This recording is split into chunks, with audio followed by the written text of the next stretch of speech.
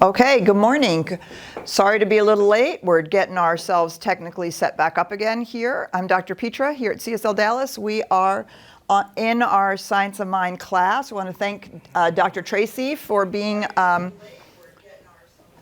We want to thank Dr. Tracy for being here last week. We had a fabulous core council retreat, thinking about, CSLDallas in the next 3 to 5 years. Super fun, super exciting, lots of wonderful things going on. So thanks to Dr. Tracy for continuing on with the with our book here. So we are on at the bottom of page 48, No Mystery to Truth.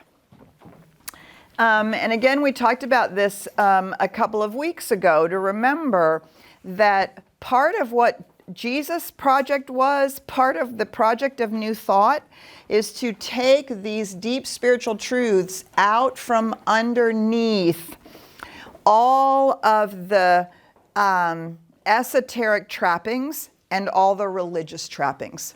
So to take it out of dogma on the one hand, and on the other hand, to take it out of the occult mysteries, as if somehow you had to be special or have gone through some significant series of initiations to actually use and practice this.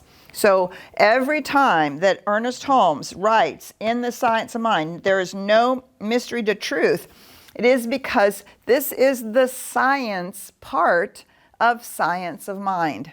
This is the science part, that we are using laws that we can discover, understand, and demonstrate.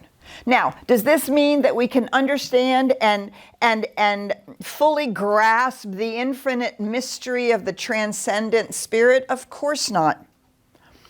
But it does mean that we have within us the same intelligence and the same ability to use these laws as the infinite does. We just do it from the micro perspective, the microcosmic perspective. So there is no mystery in truth. Faith in a certain specific statement. Faith, I like the word trust much better. Faith always feels like you're having faith in something over there, out there. Trusting in a certain specific statement, that a certain specific statement has power consciously to oppose, neutralize, erase, and obliterate the opposite mental attitude. It is because of this fact that this study is a science. And, of course, we're discovering neuroscience is telling us exactly the same thing, right? Neuroscience is that, in fact, our brain is much more plastic than we thought. Yes, you can, in fact, teach an old dog new tricks. It's all about the repetition of the building of the synaptic pathways in our brain. And so not only are we using universal principles, but we're also using the principles that underlie our own organism that is the organ of consciousness. The mystery with which most people surround the search for truth relative to this principle is not read out of it, but read into it, making it mysterious in some form or fashion. So it stands to reason that if thought and faith, prayer, hope, and appreciation are anything at all, they are definite. And if they are definite, they must be specific. And if they are specific, then they unquestionably must accomplish their desire.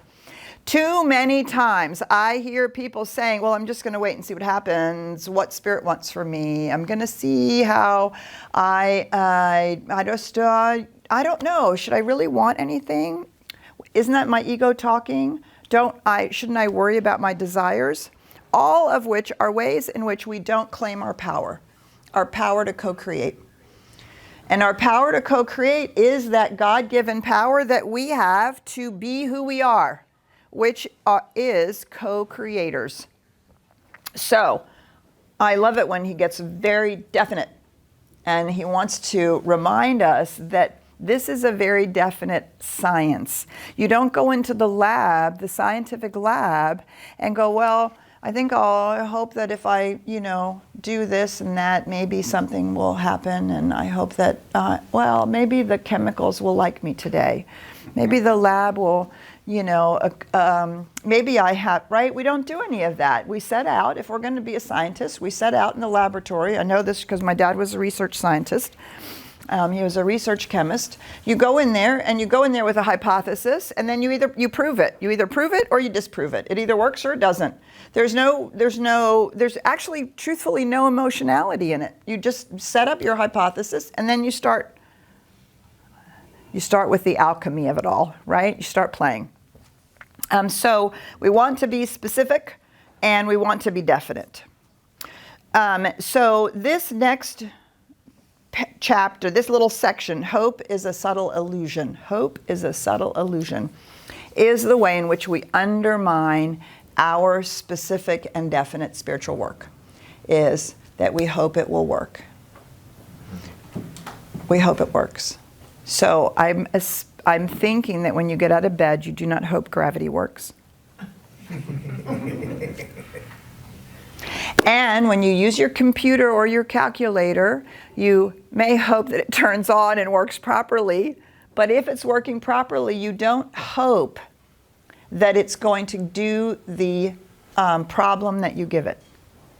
You don't hope that the add sign will actually make 2 + 2 = 4. Do you see? You use these. We discover them, we learn them, and we use them. We use the laws. And the point is to discover, experiment, and use them. So most people correctly begin their spiritual work, their spiritual treatment, their mental treatment. I know that there's a power and a presence, and I know that spirit is for me, and I know I'm a want part of it, and I know this, and I know that, and I'm no. Then finish the treatment, and then say to themselves, well, I certainly hope it does. How many of us do that during the rest of the day? Well, I hope my treatment worked. I hope that treatment my practitioner did for me is going to work. I hope that it's going to make a difference. That is the subtle illusion. This is entirely forgetting that any definite statement and is simply wondering if possibly some good will come along. This is not a correct treatment. So here's the kicker sentence. I can't tell you how long I worked with this particular sentence in my own life. Hope is good. It is better than despair. But it is a subtle illusion and is an unconscious compromise and has no part in an effective mental treatment or, truthfully, in effective spiritual work. Now, our spiritual work should make us hopeful. But there is no hope in the definite and specific spiritual work that we do. Do you see the difference? This does not mean that we don't, that it doesn't mean that we're not positive, that we're not hopeful, that we actually are expecting them. True hope is an expectation of good. We call it cheerful expectancy. And so we're on the lookout for it. And so we're waiting to see how is it going to unfold. Where's the little serendipitous thing, or the little nudge, or it's on its way. That, right? So our hopefulness is a positive expectation. But it's not hope in, well, I hope something heard me and is going to make it happen. Do you see the difference? If we're using specific universal laws and we're using them for a specific purpose, inside our spiritual work, there is no hope. There is only the work we do to shift into knowing. And as we shift into knowing, as we are then living it out, every time we find ourselves thinking, well, I hope it's going to work, we have to reclaim our knowingness. And then, yes, we should have a very positive, hopeful attitude that over time things are shifting, things are out in the manifested universe. right? Things are shifting, they're getting better. We're looking for the signs that a shift is happening, that there are changes, right? And we're showing ourselves that our cheerful expectancy and our hopefulness of this unfolding is actually accurate. But in the specific and definite spiritual work that we're doing in a mental treatment or in affirmations or in visualizations, there's no room for hope. And the work that we're doing in our mental treatments is to move us beyond hope to knowing. That is the purpose of doing the spiritual work. That's the point of it, right? And sometimes, I think we talked about this a couple weeks ago, sometimes we can do that in 10 minutes because we already have a good knowing and we're just affirming it, giving it some juice, focusing a little bit on it. Other times it can take 45 minutes. Other times it can take 45 days. That's okay. We just keep at it. We just keep at it until that shift in consciousness has happened into our knowing. And then we remind ourselves over and over and over again, wait, but I know this spiritual truth. So I'm expecting that it is manifesting in some form or fashion. It is moving in that direction. And so that expectation, that positive expectation, that cheerfulness is our hopefulness. But do you see the difference when we're doing our mental work? We are doing whatever it takes to shift us into knowingness. Now, I love this. When we should say to doubt, right? Because that's really what he's talking about. Well, I hope this is going to work, is actually our doubt. It really just means I don't think it's going to work. I wonder if it's going to work, right? So that's giving evidence to our doubt. I love this. We should say to doubt, where do you come from? Who is your father? You have no place in my mind. Get out. I know that faith within me is now neutralizing all doubt. Out, damn spot, out. Bob Newhart, stop it. Stop it.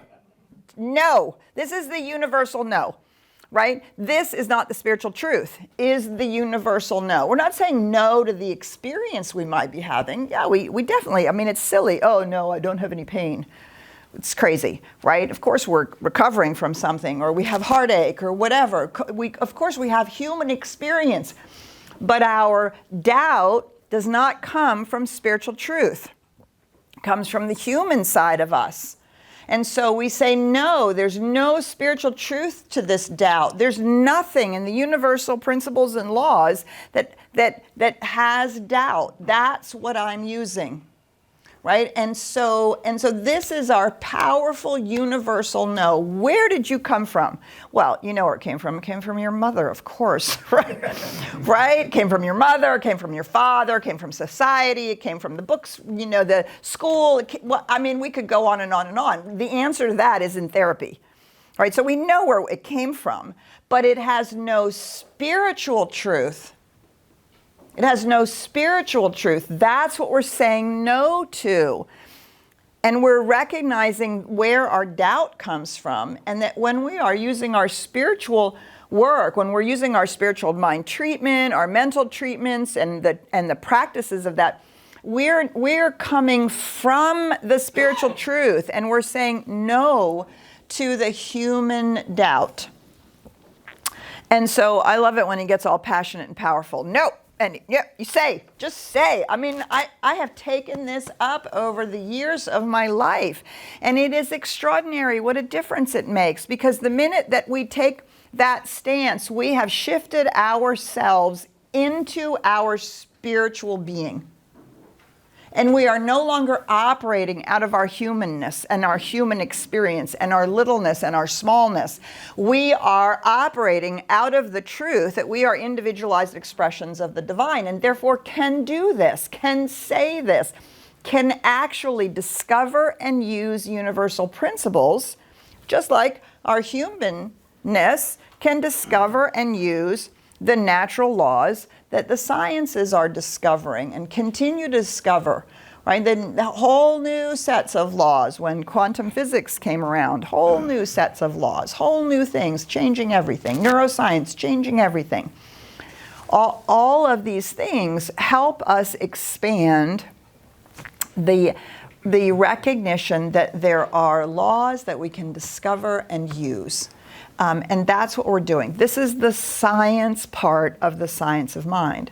The mystical part of the science of mind is that we experience ourselves as individualized expressions. You can't know yourself to that. You can intellectually understand that. You can affirm it. But it's the mystical experience that anchors that in and that allows us to have the experience of our oneness. So the mystical experience and the scientific practices, they go hand in hand, and they reinforce each other as we are doing our spiritual practices. I love this stuff. Okay, I could talk about it much longer, but I think we should stop there. So we're going to stop there, and we're going to invite you to talk about or share or stories or challenges you have with this idea of hope and with the idea of being definite and specific, that you can in fact do this in your own life or for others, or quite frankly, for climate change, for healing racism, for healing sexism. We can do this for anything. We can do it for anything. Well, for everything. So we're going to say good morning to Joseph and see what's going on out there online. Good morning. How you guys doing? Welcome to Science of Mind class with the Dr. Petru. Welcome to you guys here in the room. This is an intriguing conversation, so we want you guys to join in with your questions, comments, whatever you have. There's a couple of ways you could do that. If you're here in the room, just raise your hand and I'll bring the mic, or Richard will bring the mic to you. Use the mic so that you can be heard over the internet. If you're joining us on Facebook, just type your comments or questions in the chat. And for you guys here on Zoom with us, you can just simply tap the raise your hand icon and I'll ask you to unmute your mic and join the conversation. At this time, no further delay, raise your hand. Sharing, comment, question, challenge, problem. See what's going on out there. Oh, please. Okay, right over here, Richard. Here he comes. There you go. Here he comes, racing around the room. Good morning. My name's Brenda. Good morning, Brenda. Well, the universe decided to give me this exact lesson twice this week before your reading. The first was I was given the gift of being triggered 8 minutes prior to a therapy appointment, which was immediately followed by a prayer session with my prayer partner. Yay. That worked out really great. That was a wonderful way to process it. On the other hand, a couple mornings ago, I woke up, got out of bed, put my foot into cat puke, and that automatic reflex thought, it's going to be one of those days, just popped out. Yes. Deeply ingrained, and within a span of the next 40 minutes, my partner ran late and lost his keys. I shattered something, sending ceramic and food all through the kitchen, including underneath the refrigerator, okay, which for me was quite a challenge, cleaning up. And by the time I cleaned up that mess and had 2 physical injuries, it dawned on me, only in 40 minutes, I'm getting really better, that, whoa, wait a minute, I just called that forth. That's not the word I used.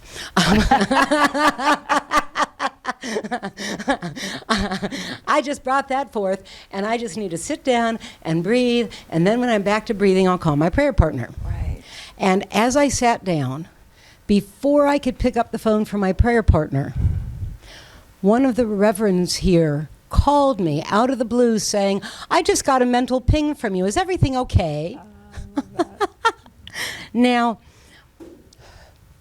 I've done a great deal of the understanding. I'm learning and applying many of the tools, and those automatic, deep ingrained reflexes, boy, they ping, and it was great to see the opportunity to recognize it and change the direction of my day So can you please speak not only on the greatness of that transition, but more importantly, those automatic thoughts, those... Yeah, Brenda, it's great, right? It's a great comment, and thank you for sharing that story, and good for you for, 40 minutes. I mean, we can run a whole day or a whole week that way, very quickly. And so this is another really fascinating evidence of how amazing it is to understand neuroscience, right? And understand that our life works on habits. The automatic habits of our life are necessary and required. So we're taking in, I don't know, I've heard 6 billion bits of information, I've heard 8 billion bits of information coming at us all the time through our senses, coming at us through our senses, and then how our brain is processing all of that. And that is overwhelming. It's overwhelming. And so our whole cognitive functions all the way through, starting with the amygdala, is it a threat? Is it a threat? Is it a threat? Right, to the limbic response, to all the way to our executive functions, are all filtering out all of that information and using the systematic principles or thought processes in our brain, primarily our habits, to respond. Because if we have to make a decision about each and everything, we would never get out of bed, right? It would be overly paralyzing. So we are designed to run on habits. The problem is our habitual ways of thinking have been ingrained in us from many different places and ways, including from our biology, from our culture, our family, our personal experiences, everything. And so our spiritual tools, right? That's one of the laws. That's one of the ways in which it works. And so our spiritual tools are designed to help build new habits. So we're constantly redirecting that underlying process. We're simply rewriting it. Think of it as programming. I don't know, I haven't bought a computer in quite a while, but I remember when I was buying computers myself. Most of the computers now are here through CSLDallas, but do you remember it would come with AOL and MSN and 40 million other programs, gaming programs and music garage band and I don't know what all, right? And they're all installed in the background. They're all running in the background. You have no idea how much memory they're taking up, what causes them to come on and off, right? And I remember looking at a couple of times when my computer was messing up and looking at all the processes that were actually processing in the background that were programs I didn't want. Like they just came pre-installed. Bloatware. Pardon me? They call that bloatware. Bloatware. Oh man. And is it just not annoying? Oh, and so what do? We clean it out, or we put in what we want instead, right? There's a security software in there, or there's 2 or 3, and it keeps telling you, buy me, buy me, buy me, buy me, buy me, buy me. And you're like, stop. I'm going to pick the one I want. Buy, buy, buy, buy, go away. That means buy, like goodbye, goodbye, goodbye. I'm picking this one because this is the one I like and I know. And then when I install it, the other ones have gone. That's a lot of what we're doing with our spiritual work.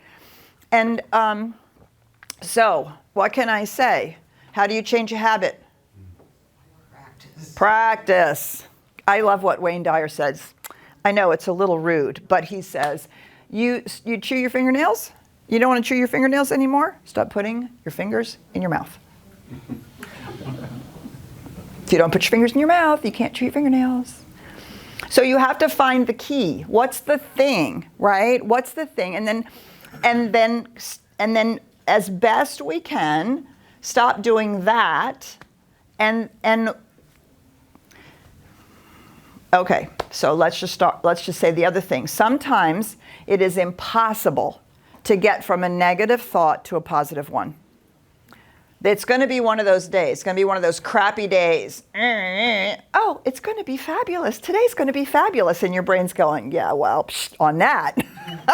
I don't believe that for a second, right? So I think of it as sometimes we have to go from negative to neutral. It's a lot shorter from neutral to positive than it is from negative all the way over to neutral. Because we actually, what causes our brain to rewrite something? Our ability to believe it. And I don't mean believe it like as in believe in a miracle or something that's impossible, but to believe it means to accept it as true. That's what believe it means. To accept that this is a true statement. Well, if we are always assuming that when something bad happens, it's a part of a pattern, to stop assuming that and assume that everything is always going to be good is a huge leap. But we could get to neutral, and neutral might be, this doesn't mean anything. It means that the cat puked. That's what it means, right? That's all it means. That's like a neutral thought. And then to get to that place where this doesn't have to affect my life, or I am going to accept that my day is going to go well, despite the fact that my cat puked and I stepped in it. That's all the way over to the other side, because we've learned to develop a habit. And in psychology, of course, it's called reframing. We've learned to reframe the initial boom and go, wait, is this true? Right? What did Holmes say in The Science of Mind? Who's your father? Where did you come from? Why should this thought be true? No, this is the truth. This new thought is the truth. And over and over and over and over as we do that, we're literally rewriting the synaptic pathways in our brain until the habit is, oh, wow, that was not a great way to get out of bed. Okay. Deal with it. Move on. Do you see? Because we've shifted the habitual way of thinking and responding. Good. We have a comment in the back, or a question in the back. Then we'll see if there's something online. All right? And everybody, my name is Carmen. I just had, what you're talking about, Dr. Petrie, I just had a kind of, I had an experience like that, and I realized that I been acting in fear. And so I have visualized myself with fear as my shadow behind me. And instead of me running away from it, I decided to turn around and face it. Yes. And whatever I was afraid of, I said, that's not true.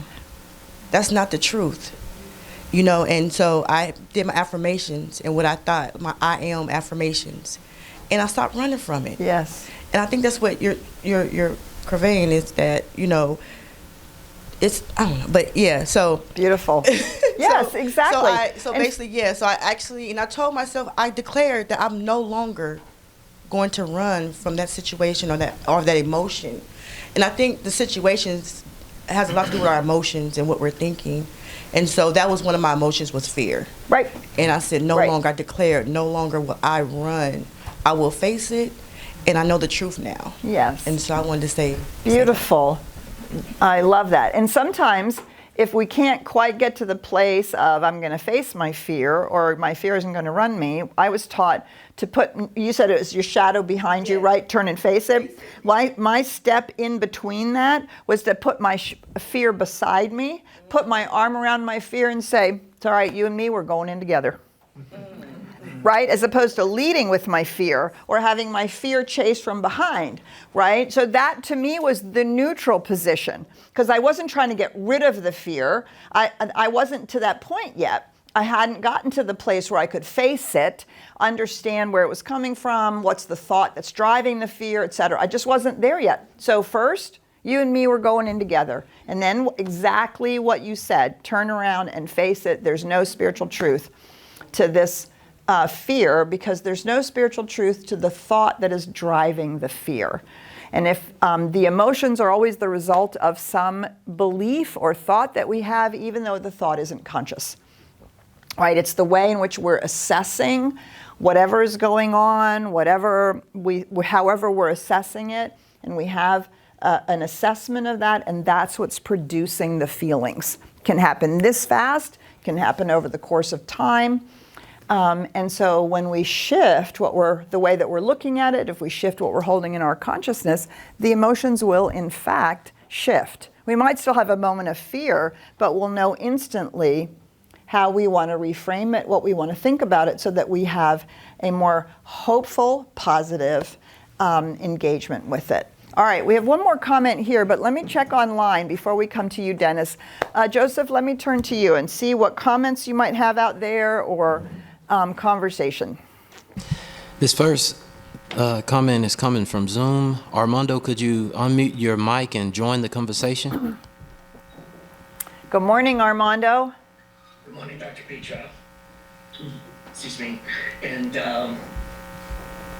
December of 2021, I co-created an idea of having digital inclusion, having an event for the community experiencing technology. And I did all my spiritual practices around it, and I let it go. And I watered the plant. I planted the seed, I watered it, and then I moved on. And from time to time, the conversations would come up. I would keep watering it when I needed to pay attention. And then yesterday, that idea that I co-created manifested, and I demonstrated yesterday with a community with over 36 exhibitors, over 17 employers, a little over 20 people got hired. People got to experience technology. And on my way back yesterday, I was in tears because for the first time I experienced how powerful I am within.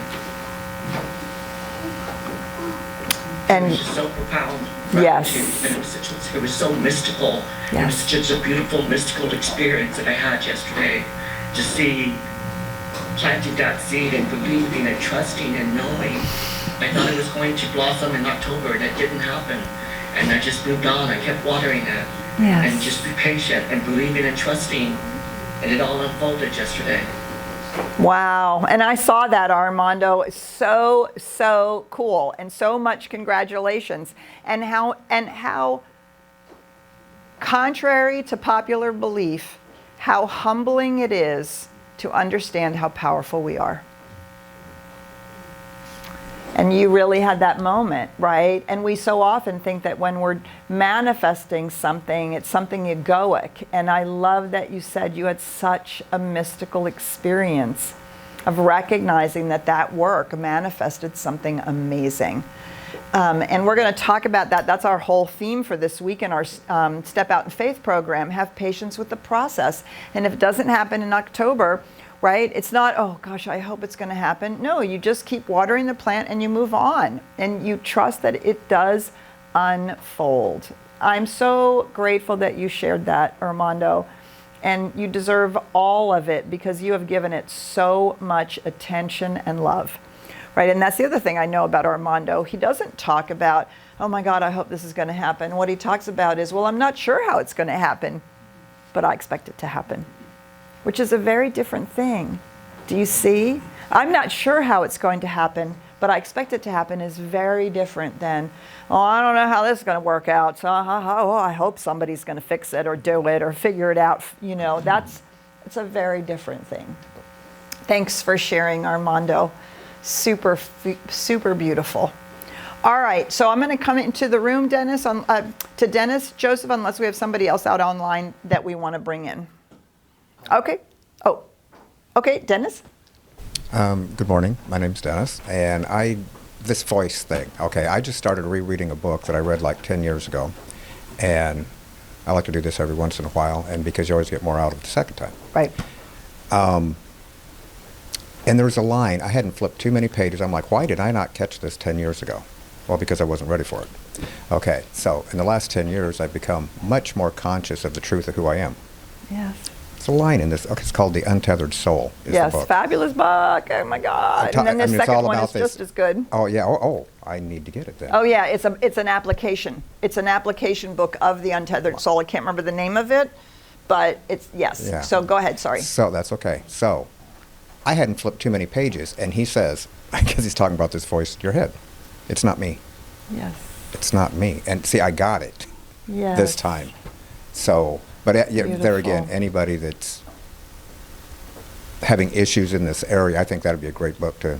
Right. Right. Because it's not the real me. It's not the spiritual me. It's a constructed me out of what I've been taught or heard or, trauma I've experienced and all the things I've put together to think this is how the world works or how life works or who I am. But the more we know that we're individualized expressions of the one, the more we unpack that, that's another thing. I love that. This is not the spiritual truth. This is not me. Me with a capital M. Me, the self with the capital S, right? This is not me. That's a great thing to say. And it's a fabulous book, The Untethered Soul. I think it's Michael Stillwater. I think that... Singer. Say it again? Yeah. Michael Singer. Michael Stillwater's as a musician. He also does fabulous layered choral pieces, and they're amazing. But Untethered Soul is fabulous, and there is, as I said, a second book that Reverend Karen has talked about, and that really shifted. Because it's, as I said, it's an application. How do I do this? But first, it's good to read The Untethered Soul because it puts it all into a different perspective. Okay, so this week, it's really worth noticing where are you living, where are you making your declaration and then kind of undercutting it because A, you're either hoping it's going to work out somehow, or B, you're thinking that really, I'll just leave it up to something outside myself, whether it's God or spirit or the law or whatever, without taking, as Armando said, the recognition of our own power as co-creators, which is not an arrogant stance. The more we recognize that, the more humbling it becomes, because we are here to express the fullness of life as is ours to do. I mean, here's Nicole. Look at her. Look at the beautiful art here, right? It's gorgeous. I can't do that. Thank God you can. I'm so grateful somebody does it. And to then know that we each have that gift to share whatever it is. So pay attention this week, and then read these sections. There's the next section right after this. Again, it's like boom, boom, boom, boom. And sometimes we need that. We need that, just that deep and profound affirmation. And remember that sometimes all the ways that we say, well, I don't know, I don't necessarily, I should, that's all the ways in which we don't want to own the truth, and we want to play a little bit too small. So join us for the celebration in 30 minutes. We will be exploring patience with the process, as Armando so beautifully talked about. So in the meantime, have a glorious Sunday. Bye for now. Yay. Thank you, Joseph, Richard. Yay. Thank you.